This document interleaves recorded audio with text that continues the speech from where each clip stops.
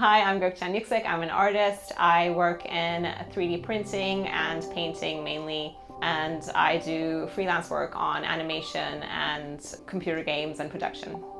The artwork I'm known for is more pop surreal style. It's kind of it's more girls. I only paint or model girls. I don't know why. I guess it's more relatable for me.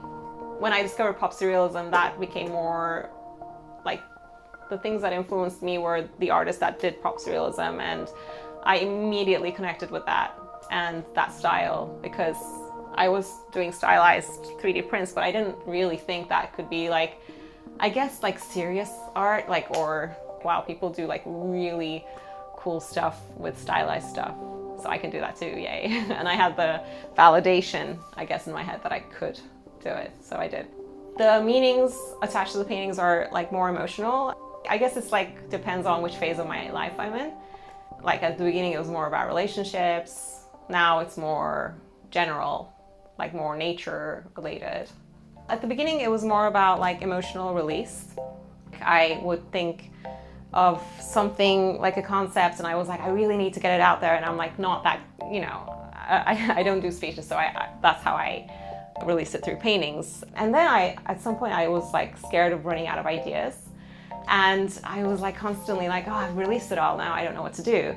But recently it's more become about because I just love painting, and the visual will come first and then the meaning will come. Like I'll picture something and I'll be like, oh, like that's cool, but like what does it mean for me?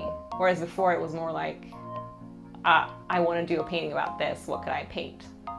So it's kind of switched.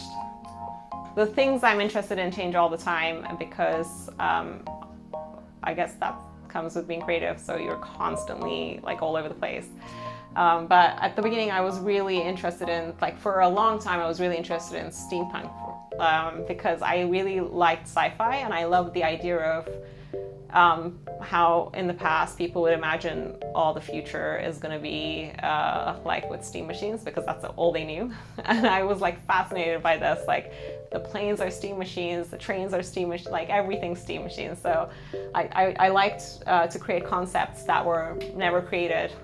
I've always wanted to be an artist, but I was also really interested in science. So I was like, I'm either going to go to MIT or I'm going to become an artist. That was my kind of dilemma, and then eventually I chose art. I would go crazy if I couldn't, for example, I don't remember this obviously, but my mom tells the story where I was 2 and I would try to draw a daisy and the petals wouldn't be perfect. So I would scrumple it up and throw it on the corner of the room and say, I'm going to do it again. And I do that until 3-4 a.m. and until I got it right in my head. And then I would go to bed, even though I was like terribly tired. And that hasn't changed.